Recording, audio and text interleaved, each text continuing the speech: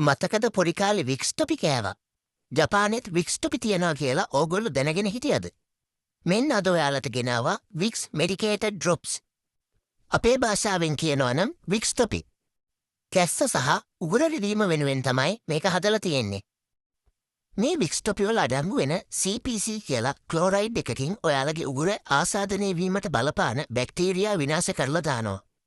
ඒ වගේම තවදුරටත් උගුර ආසාදනය වීම වළක්වනවා. මේ එක වික්ස් බොක්ස් එකක වික්ස් ටොපි 20 බැගින් අඩංගු වෙනවා. වික්ස් ටොපි 5 බැගින් අඩංගු ස්ටික් 4ක් ඕගොල්ලන්ට මේ බොක්ස් එකක දැක ගන්න පුළුවන්.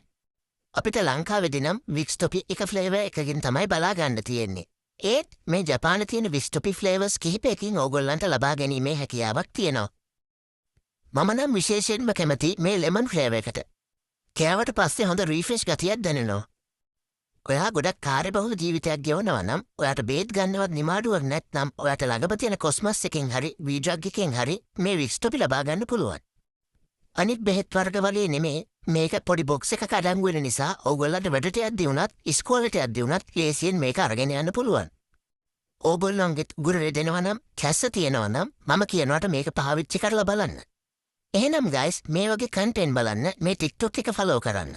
ඕගොල්ලන්ට සුබ දවසක්.